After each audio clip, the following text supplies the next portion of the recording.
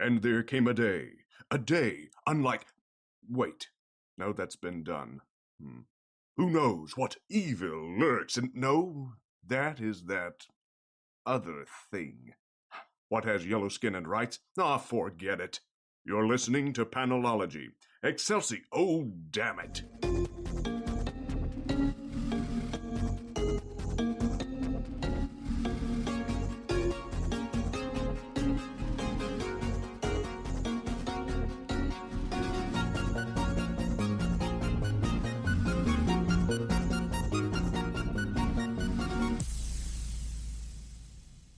Welcome to episode 258 of Panelology. I'm Alex. And I am Brian. How you doing this week, Brian? I'm okay. Yeah, I'm alright. Yeah? Yeah. Good. You know, some good days, some bad days this week. Yeah, you take the good, you take the bad, you take them both, and then you got the facts of life. The facts of life. I go for my second dose of the Pfizer vaccine tomorrow. That's exciting. Very nice. That is exciting. Yeah. I have begun to plan and discuss theater projects for the fall. Aha, yay. Which is a relief. Yeah, I think I think end of summer, fall is when things will start. We'll start seeing some normalcy again. Fingers crossed. Yeah. But let's talk about comics. Starting this week with Batman number 107. Batman. Our main feature here is The Cowardly Lot, Part 2, written by James Tynion IV, with art by Jorge Jimenez, colors by Tomeo Morey, and letters by Clayton Cowles. Okay, so I gotta say, this new environment that we're entering into, where Batman is essentially, performing illegally, right? Yeah. Like, it really feels more and more like going into like an Arkham Asylum game, where like he's got to sneak through to get into everywhere. Yeah, well, he actually has to operate in the shadows. In the shadows, exactly, 100%. Yeah, it's a pretty significant contrast from where Tynion started his run, where like every issue, Batman has some new big flashy vehicle. Right. Including, didn't he have like a whole bat subway train at one point? I think so, yeah. Or like a system that, a decommissioned system where he had his own private. Yeah. Oh my gosh, crazy. Yeah. Of course, the more things change, the more they stay the same. Harley Quinn continues to steal this book when she shows up in it. Yes, she does. Like, her on the street in Gotham dealing with... What was his name again? Stabbo, that's right. Dealing with Stabbo. Because I'm pretty sure, because I can't think of anything. That's probably my quote of the week. Brian's quote of the week. Getting it out of the way early. Where she's talking to him. She's like, "Wow, you're a real nut job, but you were always real sweet when you were on your meds. What are you calling yourself now, honey?" "They calls me Stabbo." "Oh, hon, you're not too good at naming things, are you?" Yeah. Of course, then the cops show up and want to beat him up. And she's like, no, he just needs his meds. You're not going to do that. Takes out a cop. More cops show up. And then Ghostmaker shows up to whisk her away with the promise of replacing her motorcycle, because those are expensive. And she just leaves a note on Stabbo that he just needs his meds. Yep. And I love that she like, a cop pulls a gun and points it at her, and she like hits him, and before she even thinks about it, right? Yeah. And then like, and then of course the officers are immediately requesting back. She's Harley Quinn's working with the stabber. It's like, no, you dumbasses. That's why she left him for you. No, yeah. I'll be a little bit frightened though if she latches on to Ghostmaker instead of Batman as her I don't want to I hesitate to say mentor, but yes, essentially yes. As her how about this? As her superhero sponsor. There you go. I love it. Yes, exactly. Her patron superhero. Anyway, she's great though. I love her in this phase of her. I do too. Like both here and in Harley Quinn, she is doing She's so good. the same basic thing in a way that is just really, really satisfying. Okay, do we know who it is that shows up there when she leaves though? I think we have heard this character's name. She has a real like rose and thorn kind of potential, just like the way she's holding the rose. There's obviously some potential, green poison ivy vibe to her. Yeah, well, we know Poison Ivy is kind of in play in captivity in Gotham. Right. So like it makes me wonder if like they've somehow taken Poison Ivy's powers and she kind of has them now. Well, Or, we know, has given her the same power set, or I don't know. or is at least like manipulating Ivy to make Something. these leaf dogs. Maybe, yeah. Yeah, I don't know. I don't know what the shape of the whole thing is, how it all connects, but we've seen in Catwoman, we've seen that Saint has control of Ivy. Yeah.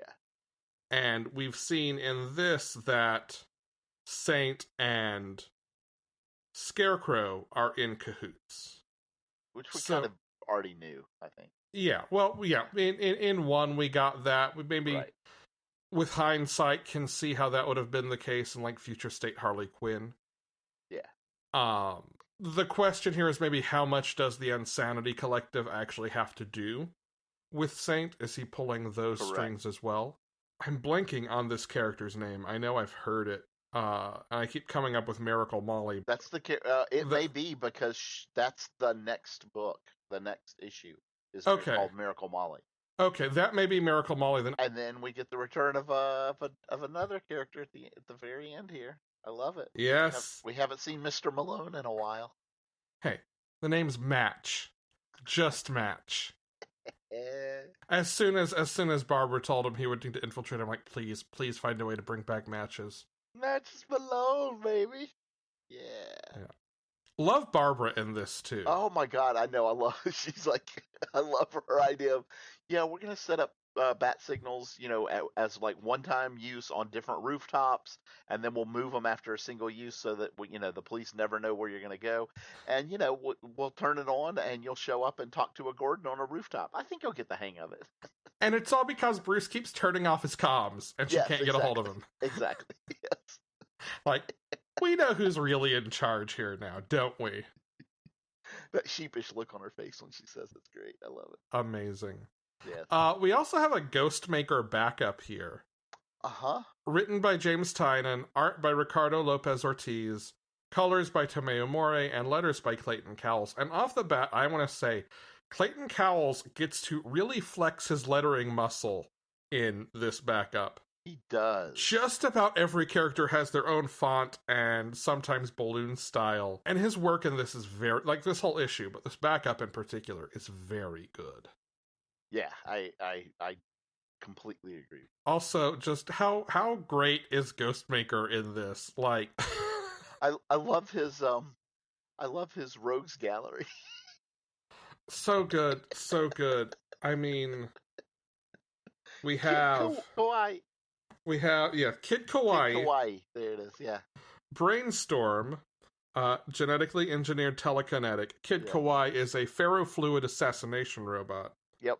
There is Razorline, an unspeakable otherworldly horror, and the Instigator, magically transformed martial artist and terrorist. What is he transformed into, by the way, Brian? It sure does look like a big old crocodile. And that is a giant fucking crocodile. Yeah. And they are all meeting with Madame Midas, the richest woman on Earth. Oh, yeah. Like, I didn't know until I read this that, I'd read a whole Ghostmaker ongoing. Well, what I love is, she has brought them all together because all of them are, like, the only people who have ever survived being attacked by Ghostmaker. So she wanted to query, like, and get, like, the one thing that each of them did right that allowed them to survive, so she can, like, formulate a plan to actually defeat him. Yeah. And then they're like, well, how do you know he'll show up? She was like, oh, because I told him you were all coming here. So they're like, what? It's great. Yeah, I loved this backup very much. Yeah. Yep. Fun stuff. Moving on. Green Lantern #1. Written by Jeffrey Thorne, art by Dexter Soy and Marco Santucci, colors by Alex Sinclair, and letters by Rob Lee. This is one of the Infinite Frontier books going into that I was like the most optimistic for, and also kind of like the most cautious about, because I have always really liked Green Lanterns. Right. Like, if you ask little kid Alex name his favorite DC character, he would have said the Green Lantern. That would have been my set. Green Lantern was the second comic that I ever started collecting. Green Lantern comics have been really hit or miss for me. Really, really boiling down to one thing, which is how much are they about, like, military activity or police activity versus how much are they superheroics? Right. I fall way more on the give me the superheroic side of things. And I like this sort of balance of playing into the shifting political landscape. Yes. While still getting to be, like, focused on solo characters in very superhero kind of ways, like talking down enemies, seeking peaceful resolution. Yep. But then fighting when they have to, yeah. Yeah. Yep. And there's room for humor when you do it that way. And like Kelly is just a constant beam of light through this book. Absolutely is. Absolutely. Like the fact that they let her have the cover is like, yes. Yes. Well, I'm pretty sure ongoing this is going to be about Kelly and John and Simon. Actually, I mean, Simon is definitely a bigger part of this than I expected him to be, and I'm happy for that. But, no, Joe. Joe, right, I think, is supposed to show up in issue 2 and be the other main character in this book. Well, because we learned something that there is, which we knew from the Future State, which is that her gauntlet doesn't receive its power from the power battery, which is the same as Joe's ring. Right. And this is like that kind of Future State thing, right? Where we're like, what are they seeding that will become part of status quo? Clearly, we were right to click in on those consistencies between the Green Lantern stories there. Yeah. Yep. Because that is going to matter quite a bit, it looks like. Yeah. But I love how the Guardians being big bosses and being the parents that know what's best for the universe, right? I've always kind of like, really? Okay, fine, whatever. But like, I love them taking a step back from that now. Yeah. And basically saying, we have basically, there are planets that have treated us like gods, but we are not. We are fallible. We make mistakes as well. We know that everybody knows this, etc. And for so long we've acted like the parents, but I think the role that we really need to be is like maybe like elder sibling. Like, we have more experience and we definitely have things that we can teach you, but we don't know everything and we can't tell you guys what you need to do. Well, and we see that scene play out in basically picture in the Star Wars prequel trilogy, the Galactic Republic chambers. Right, yeah. As the League of Planets, is that what it's called? No. No, the United Planets. United Planets. Yeah. As the United Planets debates whether or not to grant Oa membership. Right.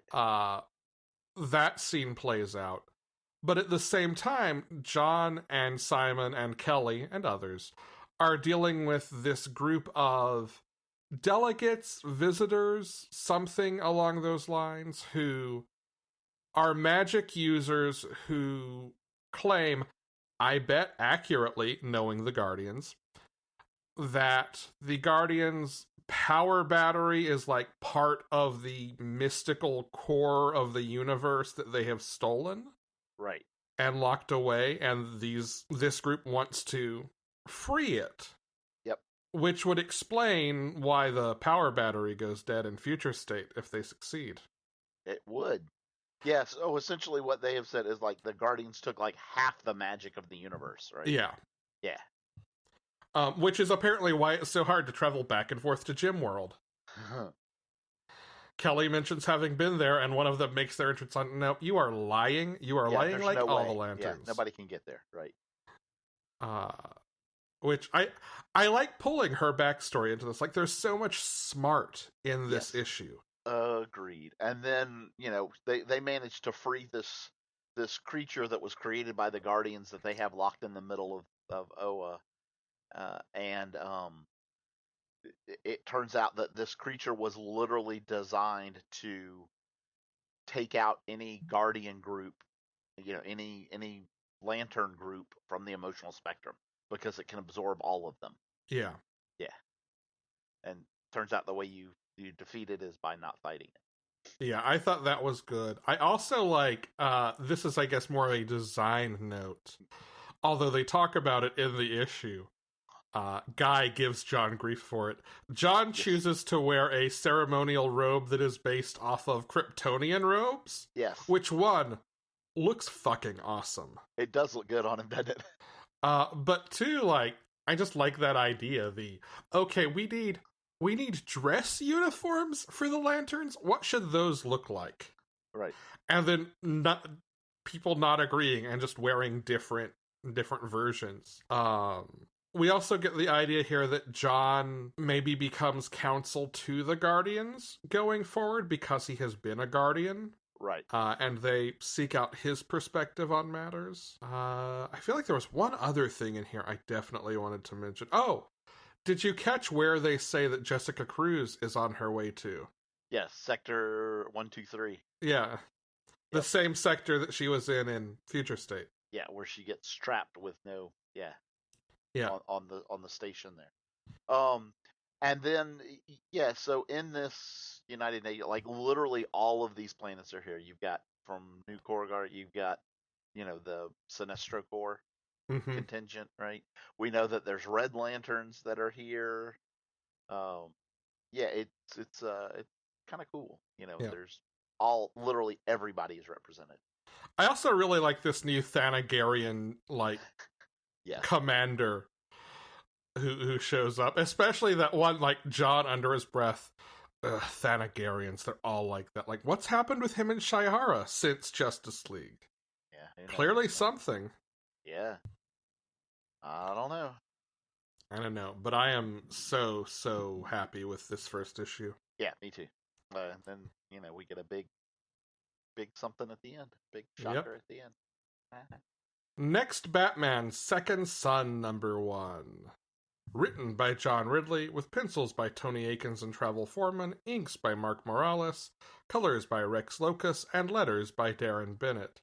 What did you think of this, Brian? I enjoyed it very much. It's interesting to me that they kind of do a little bait and switch on this. Yeah. Right? Where, because we know from Future State, right, who Batman is there. Right. That's not who we get in this. I have seen, I think in an interview, John Ridley described this as the next Batman Year One. Yeah. In a way. Uh-huh. And what it really feels like this series is doing is the work of connecting the dots from how do we go from the status quo readers know to a status quo where Luke is not acting as Batwing anymore, and we have a new Batman. Yeah. And I that's exactly what I was going to say. I think this one takes us to where everybody assumed what might be the case, right? I mean, we certainly talked about it, that it made sense that Luke would be.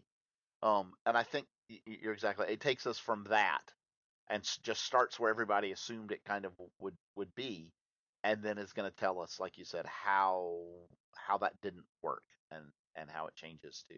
Yeah. And it also gives us some answers to things that we saw teased in the future. Mm-hmm. The reason Jace gets blamed in his family for his sister being in a coma. Right. we see, I guess, at the end of this issue. That's where this one stops, right? I read all of the individual ones, Okay, digital ones. So I may actually even be like one digital one ahead. I think from where. because digital is out through what will be print number 2. Right. Yeah. So this runs. Yeah, this ends with Tam collapsing. Okay. Okay. So yeah, I'm definitely further than that. Yeah.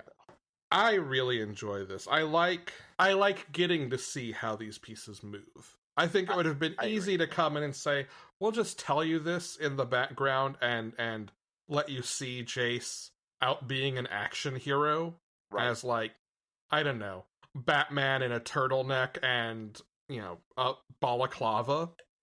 And I mean, we do get moments of him doing sneaky undercover stuff. Yep. But this is about more than that, and is not just the, let's see, prototype next Batman. Well, and here's the thing. I like how they are putting those paving stones in place to see the steps that lead to it, right? Yeah. And this is a little bit, I think, outside of this issue, but I think you start seeing it in this issue, but it becomes a little bit more clear as we go on about like how his sister is, you know, giving him the "why aren't you doing something?" kind of. His younger sister? Yeah. Yeah, well, and that's actually the other thing I wanted to talk about, because I know when we talked about the issue, you had not read it yet, but have you had a chance to go back and read I think it was a Batman Black and White, where Yes. John Ridley did a next Batman and his sidekick? Yes. Like, in what will be print issue number 2, we get to see more of her and how she gets to that point. Yes. Yep. Or at least the thinking that will clearly lead her down that road. Correct. Now, the one thing that we haven't really seen, I mean, and maybe we are and we just don't recognize it for that yet, is Luke kind of turning, right? And to the point where he supports, is in the place that he is at. I think we see the beginning of Jace moving to what he's going to become, but we're not really seeing Luke kind of move in the other direction yet. Yeah, I think based on where Chapter 6, which will be the end of number 2, which is also the halfway point of the print run. It's a 4-issue print. Yep.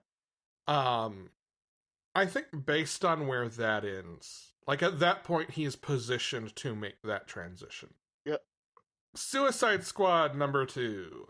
Oh, wow. Heaven help me. I like this too. Written by Robbie Thompson, pencils by Eduardo Pansica, inks by Julio Ferreira, colors by Marcelo Maiolo, and letters by Wes Abbott. I feel like I shouldn't like this book, but I do. I'm kind of there with you. Right? Like, God, is there anybody? I mean, I guess Connor's good in this book, but like you feel like you need a shower after reading about these characters. I mean, I feel like this is kind of the thing I normally bump into in Suicide Squad a little bit. Like why do I care about any of them? And that's just it. And in this particular one, you don't, and you get the permission. You feel like you get the permission that it's kind of okay not to. Yeah. And that makes you feel like, oh God, now I'm in it too. Yeah, I think there are enough moving pieces too that are like positioning you to have hope for the redemption of the Suicide Squad. Like, let's see Connor get control of the ship. Yeah. Like having a Superman. I think that's part of it too. Like, when have we ever had a Superman on the Suicide Squad? No. Yeah. Although Peacemaker puts him in his place, doesn't he? Yeah, well, from Peacemaker's perspective. Peacemaker is basically DC's John Walker in my mind. Okay. By the way, can I just say, whoever made the decision to cast John Cena as Maker in the next movie, like, is there a more perfect possible casting for that? I mean, that is very good. I'm just imagining Wyatt Russell and John Cena showing up as John Walker and Peacemaker in the same, like, Peacemaker and US Agent. Like, there are no winners there, but you kind of just want to see them wail on each other. Yeah, fair enough. but yeah, this, and I don't even know if I can put my finger on what it is, because this in some ways feels a lot more like kind of the Back to Roots original idea of the Suicide Squad, right? Of truly disposable villains Yeah. that are being used. But at the same time, like you said, you get a Superman on the team, which is so different. You get a Superman on the team, and like Waller is already scheming. You already know she is up to something. Oh yeah. And I think that sets you can almost make the comparison to, in the last run, a team of very likable characters. Right. Dealing with Locke, who was out of the gate awful. And I think like you kind of get that a similar math here where maybe broadly the characters are not likable, but at least you've got a Superman and you want to see him like rise up and stop Waller from her bullshit. Yes. And like redeem these other characters, right? Yeah. Yep. Because I don't think there's any room for Waller is up to good in this. Waller is always up to what Waller thinks is good, and that's it. Yes, that's definitely true. But I feel like, I guess maybe this is that future state. Yeah. Kind of seeping back in. This doesn't feel like Waller up to what Waller thinks is good as much as Waller is fed up and is just going to do what will work, anyone else be damned. Yeah. And maybe that's a thin line in the sand for Waller. Right. But it doesn't feel morally gray. It just feels like, fuck it, I'm going to just settle this once and for all. Yep. Well, and because that's the phrase that Peacemaker keeps giving to her, right? Peace at any price. Yeah. Yeah. I'm with you. I like it, but I don't know that I like that about me. There you go. The Swamp Thing, number 2. Unequivocally likable. Written by Ram V. Art by Mike Perkins. Colors by Mike Spicer. And letters by Aditya Bidikar. I kind of get the feeling that 1 and 2 form sort of a prologue. Absolutely. Yes. In this issue, most of what we see is Levi dealing with accepting his new status quo. Uh-huh. And kind of, in parallel, beginning to tackle the trauma of what went down when he went back to visit his father and all of that. Mm-hmm. And like those two pieces sort of dovetail into him accepting his role as Swamp Thing. Although he still transforms back and forth. Yes. After what we see here, which is definitely new and different. It is. Of course, that's one of the things this issue kind of focuses on is you have to adapt for the world, and maybe this is part of how he adapts as Swamp Thing. Right. Yeah, each issue of this that I read, I'm real curious if I might not like this better in trade. Not that I don't like it I absolutely love it, but just the way that, like, specifically these two are tied together so heavily, and it really, I almost feel like it would read better if you just read the whole thing right there, or at least like these two together. I certainly think like these two together form a unit of story. Right. And that's, yeah. The way they break is not, to me, bad. I understand where you're coming from. Right. That this goes back to how this series has been greenlit. This series was greenlit as a 10-issue season. Correct. Ram V and Mike Perkins have plans for what their season 2 would look like if this sells well enough. Yeah. But this is more than a typical in-continuity superhero book written like as one collected volume. Yeah, I think on the cover it even says like number 2 of 10. It does. Yeah. Like this is 100% announced and solicited as a 10-issue run. A 10-issue run. Yeah. Kind of like that Grant Morrison The Green Lantern, right? Right, yeah. Which absolutely, like, I didn't grab season 2 of that in singles because I'm going to go back and get all of it in trade and reread it in one go. Yep. I like how, and I mean, Ram V writes horror very well. This is not news. Yeah. I like how those sort of almost Twilight Zone horror tropes get used here to streamline weeks of story. Yeah, I do know what you're saying there. Yeah, because he talks about how he's night after night after night he does the same thing. Yeah.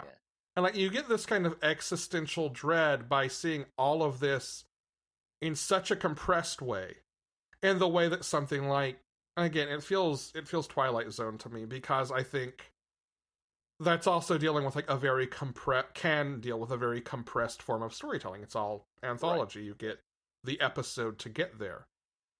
But I like seeing those tools used that way to play up kind of the anxiety of it. I'm also curious to see where this goes, given some of what we see teased at the end of this issue.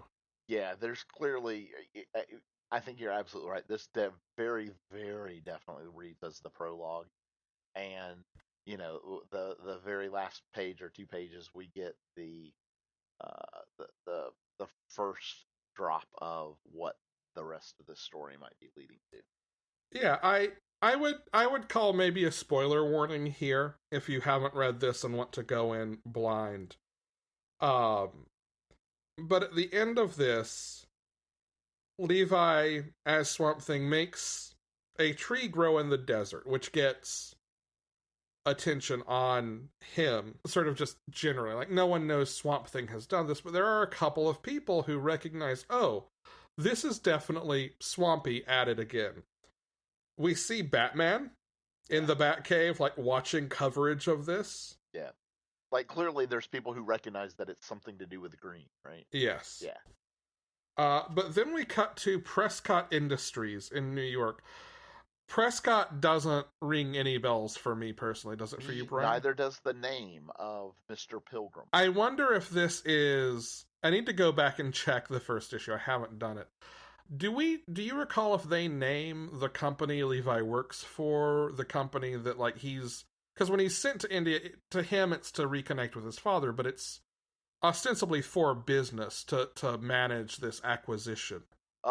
Yeah, well, and there's a file very specifically that says Mergers and Acquisitions, Sunderland Corporation. Yeah. Right? Yeah. So I wonder if this is the same company he works for, or is related to the company he works for in some way, either as a rival or whatever. Like you said, there is a folder on his desk or on his table called Mergers and Acquisitions, talking about the Sunderland Corporation. Yeah, and then possibly the more interesting one, R&D D527, the Holland Phenomenon. Yeah, which of course is, and there's a photograph of Levi and his wife. Yes, so which kind of raises the question: if this is the company that sent Levi out there, right? Did they do this on purpose? Did they somehow engineer his transformation? Because someone is also surveilling him. Yes. In this issue. Correct.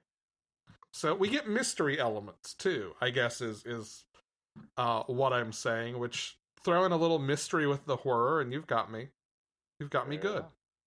While we are in the horror corner, The Silver Coin #1. This is written by Chip Zdarsky, drawn, colored, and lettered by Michael Walsh.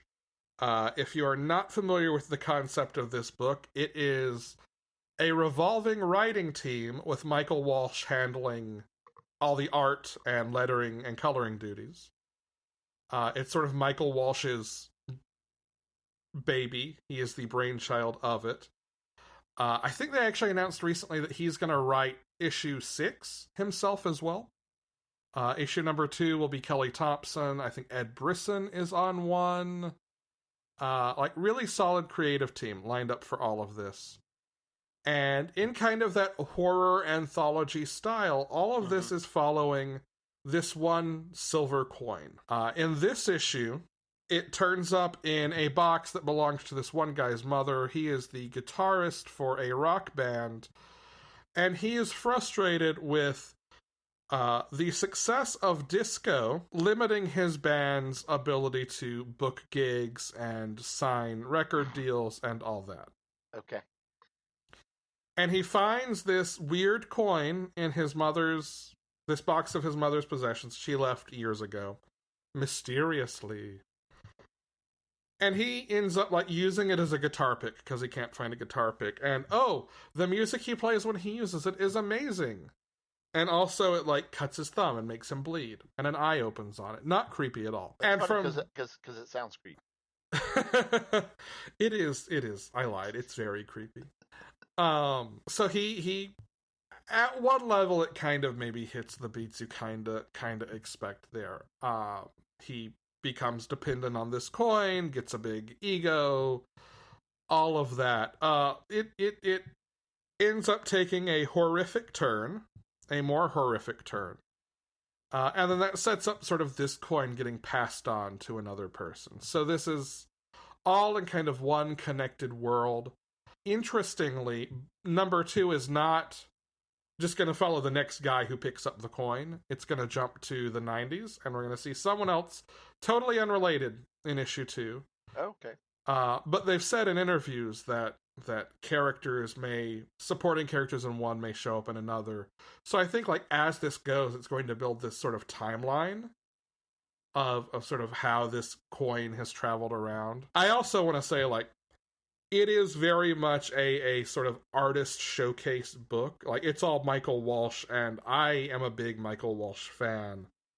The work he does in here is, I think, some of his best. I don't know if I'm used to seeing him color himself. I don't think I am. Okay. But he does a good job of it here. He keeps to kind of, I'd say across the issue, he uses a pretty broad palette. But he keeps like individual pages sort of in blues, in greens, and purples. Which kind of helps show time and how it passes and all those things. But his line work and the really like inky blacks he uses are just amazing in here. I'm looking at one page with like fire and smoke and blood, and it is gorgeous and horrifying at the same time. And like that's kind of this book as a whole. Like it is all so masterfully executed and just kind of terrifying. So I really dug it. Anthology horror comics are the easiest way to sell me on single issues of horror comics. There you go. 7 Secrets number 7. I'm going to be quick here, but I didn't want to acknowledge this since this is the beginning of the second arc. This is written by Tom Taylor. Art is by Daniele De Niculo. Colors are by Walter Biamonte with assists by Katia Rinaldi. And letters are by Ed Dukeshire. Like I said, this picks up the second arc. If there had not been a 2-month gap between arcs, as is normal with creator-owned books, I would be convinced this is the last chapter of the first arc. I like the way the first arc ends and all the questions it ends on, but this gives us some immediate answers, which is the thing this book does not always deal in. It's a book called 7 Secrets. It likes the slow reveal. At the end of the first arc, the good guys, ostensibly, which don't even know how much to trust that in this book's world, escape their attackers into, like, an ethereal space realm with maybe, I don't know, a weird bridge through, like, this very abstract, not abstract, this very, like, ethereal limbo space. And, also there are, like, fairy folk living there, and they claim to be the main character's parents. Well, this untangles all of that. It explains sort of how he came to live there, even though he has no recollection of it, and why that's the case, and who these characters are, and why he apparently has Excalibur now. Also, he gets Excalibur now. A lot happens here, and getting some answers, even though it's just like very short-term questions, getting some answers in this book is wildly satisfying, and makes me want the next issue now. Yeah, there's a very fine line that you have to walk when you're playing everything close to the vest and not answering. Like, you have to occasionally give a little bit out to feel satisfying, right? That's something that this book, like, I definitely think reading this in single issues, that first arc, month to month, asked for a lot of patience. I think if you're reading it in trade, then that structure is going to maybe be a little less, okay, give me something I don't understand. I think by the end of the first arc, that balance is there, and I think it earns, kind of retroactively earns its ambiguity. Right. But any information, it's like Paper Girls, right? Right, yeah, exactly. Any information feels like water in a desert. And it's still fun without knowing what's going on, but getting that information just reinforces how good everything else is. There you go. All right. Excalibur, number 20. Time to visit Krakoa. This is written by Tini Howard. Art is by Marcus Toe. Colors are by Eric Arciniega. Letters by Ariana Marr. And design by Tom Moeller. I will say what I said to Brian when we were making our notes. This is my new favorite issue of this book. And that's saying something, because I've liked a lot of issues of this book. Agreed. But yeah, this is this is a book about malice. And I wanna be clear up front here, like, yeah, we got the reveal that Malice was involved at the end of 19, and I went, the entity that possessed Sue Storm? Did you know there are 6 different Malices in Marvel Comics? I had no clue. No. There are like 6, it may be 5. There are 5 or 6 different Malices in Marvel Comics. I'd never fucking heard of this one, and you know what? After this issue, I'm so invested in her. Oh, yeah, right? Like, this issue is a masterclass in taking, let's say, an obscure character. I'm sure that there are plenty of people out there who know who Malice is. Sure. But as someone who did not know that there was more than one Malice, and certainly didn't know this Malice, obscure to me. And really investing you in that character by showing characters get invested in her. Yeah, like, imagine that if you do a little bit of character development time, then people can care about the character. How about that? Well, and it's rooting everything that's going on here in like empathy and compassion, and weaponizing those against Charles Xavier, who just wants to throw her in the hole. Yes. Like, I really love seeing this weird collection of characters, if you stop and think about it, but perfectly logical collection of characters. It's given what's going on, yes. Yeah, like, and obviously Tini Howard sells why these characters get invested in Malice really well. Seeing them come together and just kind of put Charles in his place as, no, this is just kicking someone while they're down. It's a little bit like Carly and her. No, he just needs his meds. Right. Yeah. Yeah. Superhero comics need more of that. That is, I am always speaking of water in a desert, I am always a sucker for these moments of, no, don't just punch it. Right. Don't just penalize. Don't just treat the symptom. Find out what's actually causing this. And like, yeah. Practice restorative justice. Yeah, and here's the thing. Part of what I absolutely love about this is this character in some ways doesn't want this because they just feel like everything is so futile, right? Well, and this is one of the issues where we even get, like, on the last page, the contact information about suicide prevention and depression helpline. But even at the end, when this character is, I hesitate to even say this word, redeemed, right? However you want to phrase that, where she is given another chance. Yes. You still have no clue if it's going to turn out well or not. Yeah, like, it's very much, she is a work in progress. And now we as readers care very much about her progress. Right. And she is coming from a place of suicidal ideation, of wanting to not exist. Yep. And basically this puts Betsy and Quanon and Emma in a position of saying, no, we need to give you a chance to see that there is value to existence, and that you have value, and that you could thrive if that's what you want.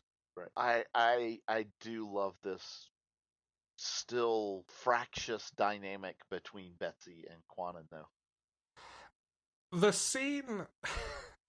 Can we talk about the dresses? I was gonna say you're gonna talk about the dresses, aren't you? I am. Like seeing the two of them at odds, but now that they are their own people, trying to find at least a neutral place with each other where they can respect each other as humans, if not like always be up in each other's shit. Right. Is super interesting. It just in general, this issue kind of contextualizes that in Betsy has pulled a bunch of dresses out of storage and is giving them away because none of them fit. Right, because these are all, dresses that she had that she thought were beautiful and loved them, and they're like apparently very, very pricey dresses, and they are. Yeah. Jubilee mourns they're being burned when they get burned. Correct. They are couture. And then Quanon walks in and Betsy realizes, oh, right, that's why none of these fit me, and offers them to Quanon, and Quanon's like, do you think I like these? Right, well, and that's, I think the way she says that, they're like, oh, so these are all my size, and Betsy's like, yeah, and she's like, yeah, but they're not my taste. Yeah. Right, they're Betsy's taste, but sized for her. Yeah, right. Cut to, on the beach, a pyre burning all of these dresses just as kind of a form of healing. Yeah. Yeah, a little catharsis. Yeah. Yeah.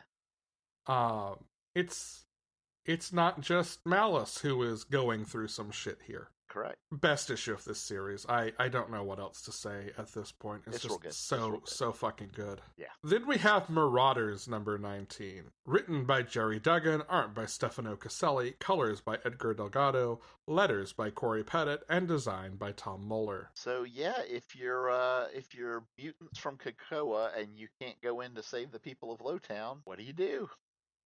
You call them Morlocks. You call some mutants who aren't part of Krakoa and have them go in and kick ass for you. I have been waiting to get like a real Morlock presence in the Hickman era. Uh-huh. Not necessarily because I have any great attachment to the Morlocks. I don't know most of those characters particularly well. Just because it feels like a corner of mutant continuity that would stand kind of in contrast to the sort of gleaming island nation. Like, that's never what those characters have been about. Right. Seeing them instead, like, stand up for this piece of Madripoor that they have, one of them has a little connection to, but most of them have no connection to. And then be embraced by that piece of Madripoor.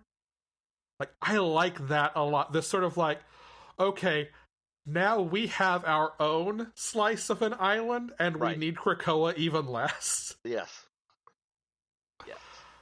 I like that sort of theme writ large for them. Also, it's going to set up so much potential fun stuff, I feel like. I love that Callisto goes and pulls Mask into this group that's going to help by telling him, yeah, you know that hospital that we just built and just got you installed that you love checking into and helping people? Yes, I think her exact words are, that you don't hate. That you don't hate, right, yeah. They're it's not gonna last if we don't go do something. He's like, oh, fuck. Fine, let's go. Right? It should also be noted that he's like in a suit with golf clubs getting ready to go play the back nine. Yes. He's been a doctor for like 2 days, and... Yeah. And then, first of all, Kitty put the Krakoa gate that they used to get there in the sewers, which he has a nice comment about, which is kind of funny. And then they go up and they do, they do this whole thing. They take all these people out, et cetera, and take out the Reavers, and they're like, how dare you come back? Because if you even think about touching that hospital, blah, blah, blah. And they were like, what are you talking about? No, we got paid to raise everything except the hospital. It's like, damn it, Callisto! Callisto didn't know that, right? I mean, who knows? Callisto. If she had known it, I don't think she would have changed anything that she did. But Well, that's true. Yeah, but I just thought that was real humorous. But yeah, so turns out they're not calling it Lowtown anymore. They're calling it Muty Town now, apparently. Which I don't know how I feel about that. But yeah, that's I get it in context. Right. I would probably have rethought that name too. Yeah, but it's not like Lowtown is a pleasant descriptor of. No, but when a word is like canonically a slur in this universe, right? Yeah. But yeah, so now it looks like the Morlocks and the Marauders have a piece of this area of Madripoor now. Yeah. I like it. Me too. All right, a quick King in Black wrap up, largely because, frankly, I don't want to spoil anything that happens in the end of this. Probably a good call. Yeah. We had Venom number 34. This is, by the way, the order I would read these books in. You definitely want to read Venom and Planet of the Symbiotes before King in Black. Venom number 34, written by Donny Cates, art by Iban Coelho, colors by Jesus Abertov, and letters by Clayton Cowles. This is continuing like the Eddie Brock piece of the story, where he is inside of the hive mind of Null, and deals with how he gets in position to be where he's at in King in Black number 5. We had King in Black, Planet of the Symbiotes, number 3, which was lettered by Corey Pettit. The first story here was Cloak and Dagger, written by Rodney Barnes, art by Danilo S. Beyruth, and colors by Rochelle Rosenberg. This is a Cloak and Dagger story. Cloak is feeling the influence of Null, just because he is tied to darkness and Null is the god of darkness.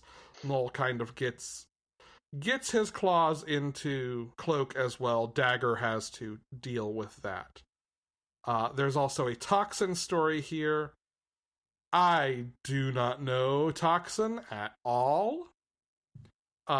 This is written by Steve Orlando, art by Gerardo Sandoval with Victor Nava, and colors by Eric Arciniega. This is, I believe, a new Toxin.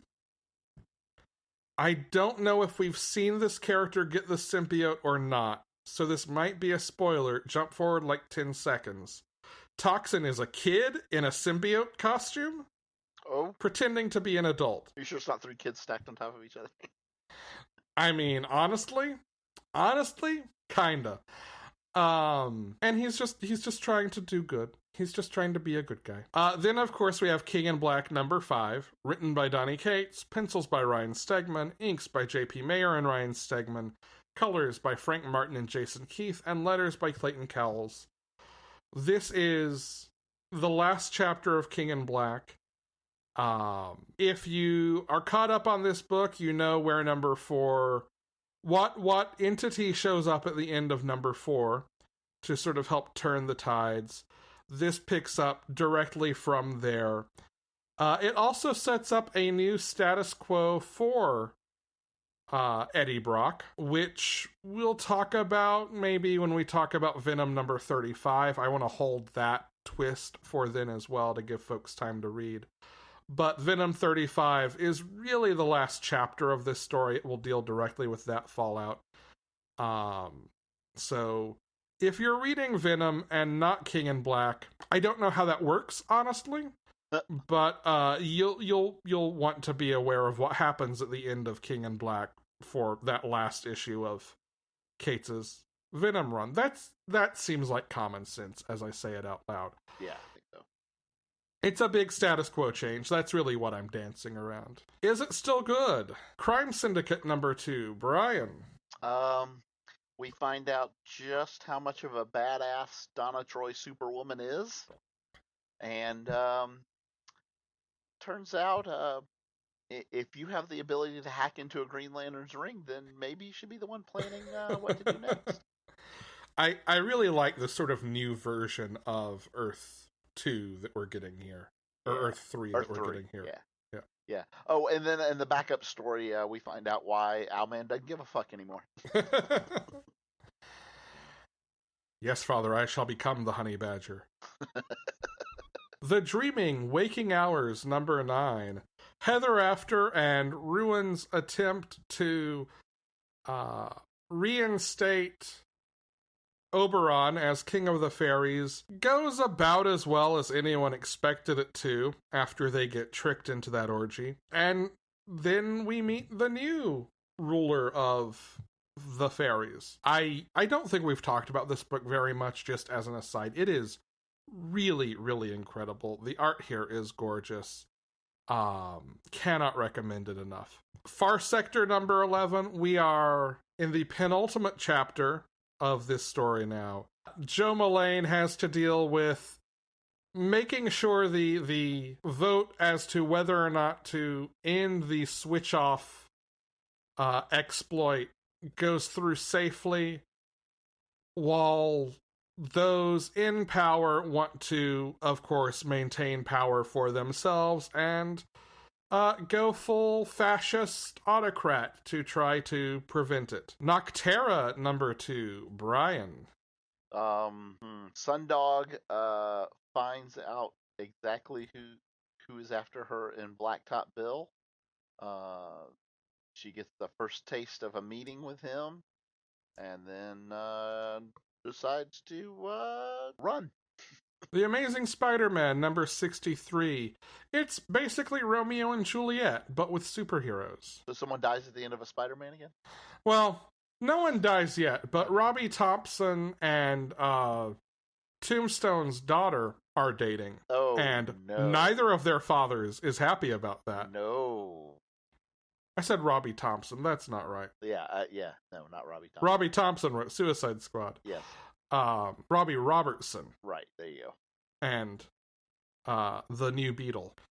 America Chavez, Made in the USA, number 2. I don't entirely know what happens in this issue because things get a little weird at the end.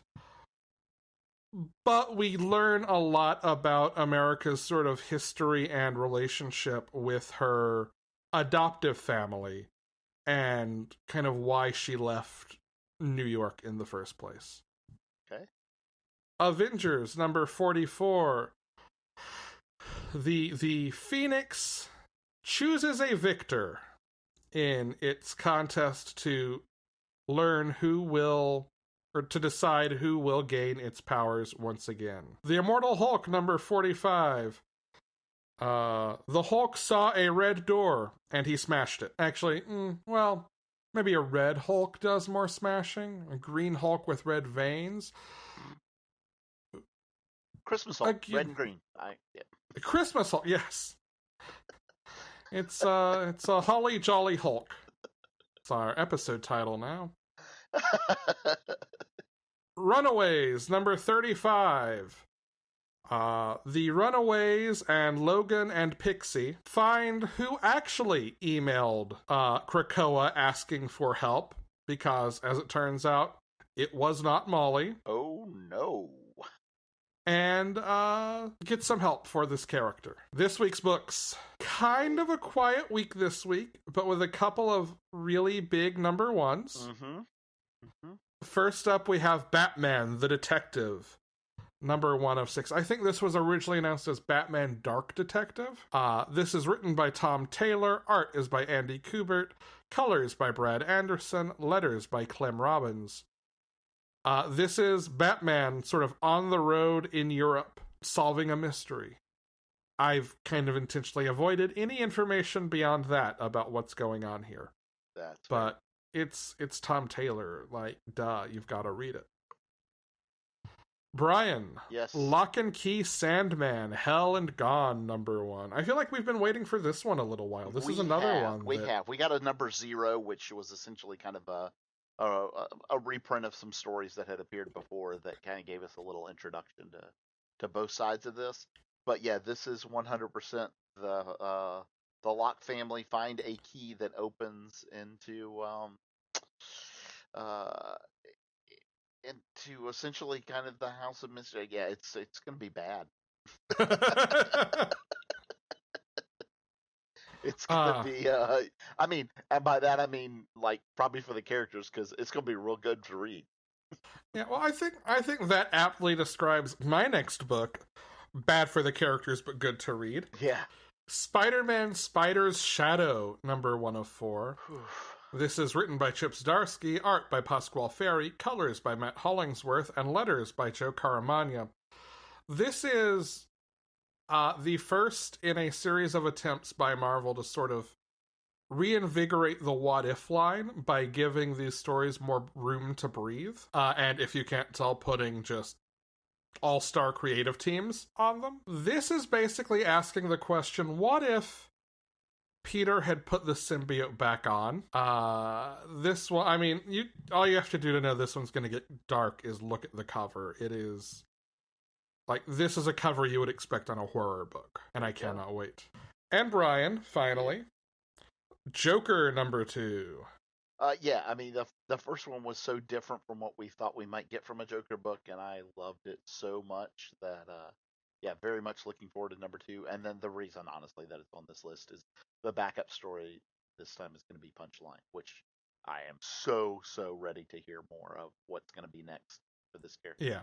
Yep. I'm going to repeat the way that I described this book because I've used this line on a couple of other people I know who are just so burnt out on the Joker and then heard this and are like, oh fuck, now I have to go read it. Yeah, right? This is about the Joker like Jaws is about the shark. He is the inciting incident, but it is not about him. Yeah. Yeah. And I think that gets it for us this week, yeah? Yeah, I think so. As always, we would like to thank Chase Parker for our intro voiceover. Panelology is a member of the Certain POV network. If you're looking for other cool podcasts about popular culture, go to certainpov.com. Also, gonna plug the Discord for Certain POV. Links at the bottom of that homepage. Come, hang out, talk comics with us, or other pop culture. Yeah. You can visit our website at panelologypodcast.com, support us on Patreon at patreon.com/panelology, get merch at bit.ly/panelologymerch, capital P, capital M, or send us questions, comments, or whatever at bit.ly/panelologymailbag, capital P, capital M. I'm Alex. And I am Brian. Go read comics.